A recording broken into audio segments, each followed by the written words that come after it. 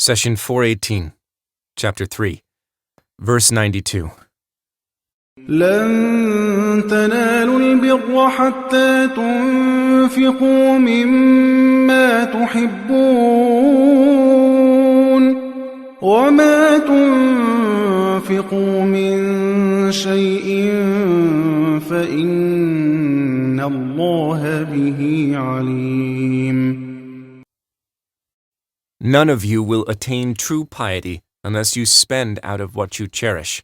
Whatever you give, God knows about it very well. Chapter 3, Verse 92. The phrase true piety is translated from the Arabic origin al-bir. The root barara refers to something large and open. We use the word bar to describe vast lands.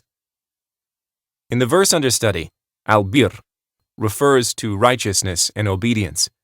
It also means paradise. All these meanings converge because righteousness leads to vast comfort in the heart, while paradise is the ultimate comfortable home. Here, we should take a moment to appreciate the Quranic style.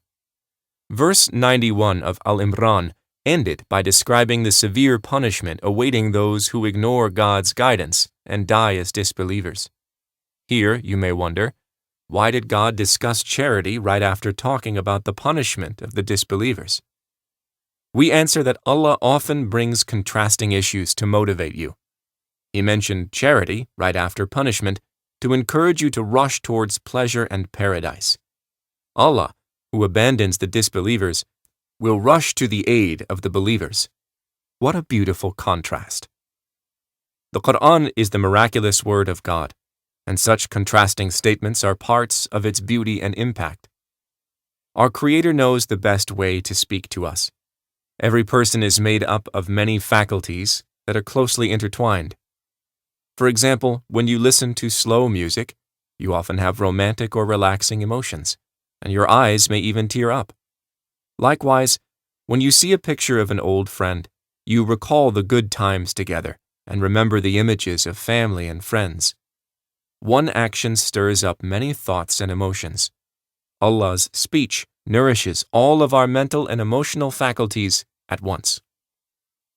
Let's look at a few examples. The polytheists used to enter the sacred house in Mecca freely. Many traveled long distances to visit Mecca during the pilgrimage season and brought their wealth and goods to trade. This Hajj season was the main driver of all economic activity in Mecca. Allah wanted to prevent the polytheists from entering His sacred house. He started the address to the Muslims as follows: O you who believe, those who associate partners with God are impure. So after the expiry of this year, let them not approach the sacred mosque. But Allah is our Creator, and He knows how our faculties and emotions interact. You could imagine the anxiety of Mecca's merchants when they heard of the prohibition on non-Muslims entering the sacred mosque. How would they earn their living? Who would buy their goods? Thus, in the very same verse, Allah immediately addressed the issue on everyone's mind. He continued, "And should you fear poverty, God will enrich you out of His bounty if He so wills. Surely God is all-knowing, all-wise." Chapter 9, verse 28. This is the magnificence of the divine speech.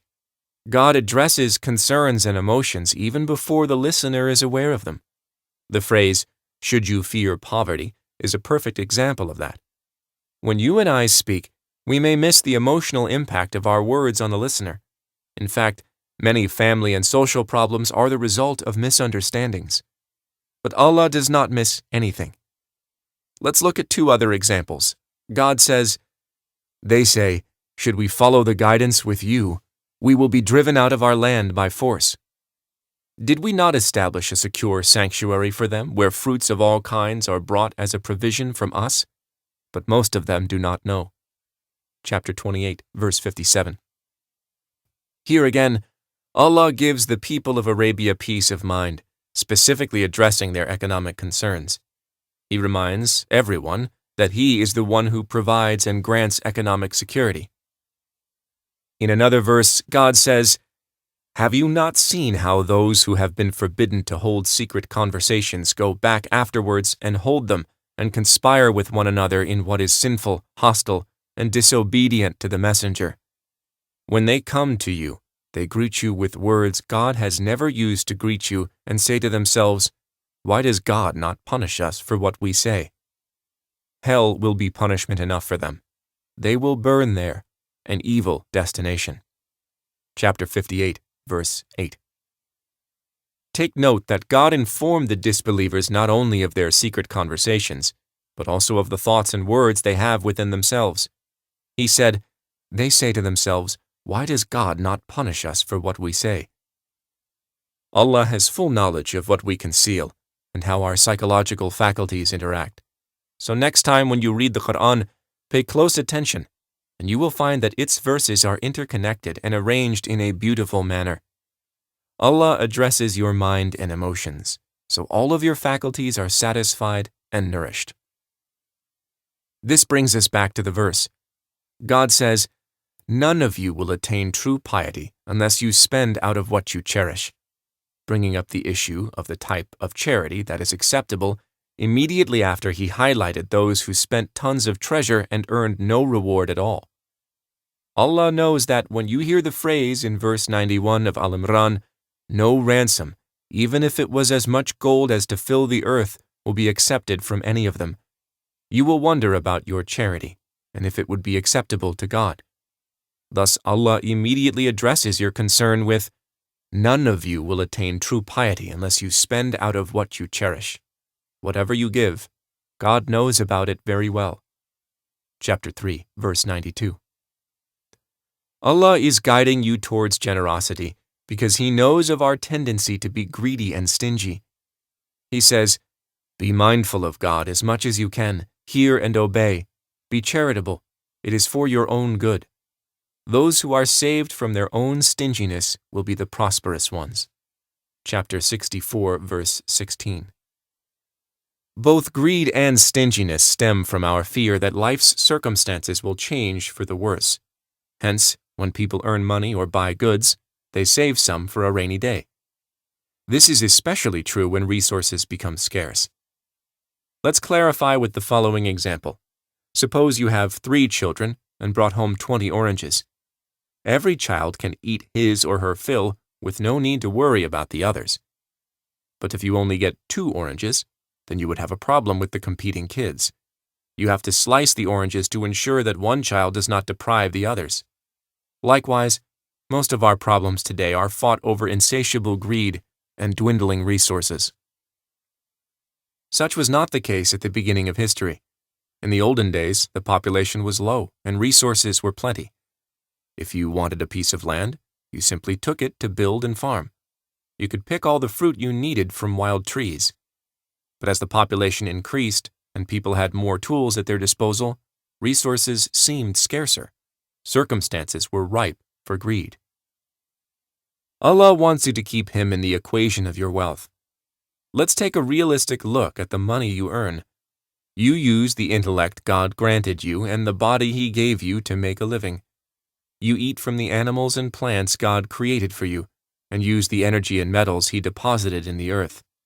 Since everything belongs to God, your role is minimal when it comes to earning provision and money. Don't you owe God His right from all He gave you? Allah does not ask for His sake. He is free of need. Allah's right is for your brothers and sisters in humanity who are down on their fortunes. More importantly, just as Allah asks you to give from what you like, He will ask everyone to give their best if you fall on hard times. Isn't that the best insurance policy of all?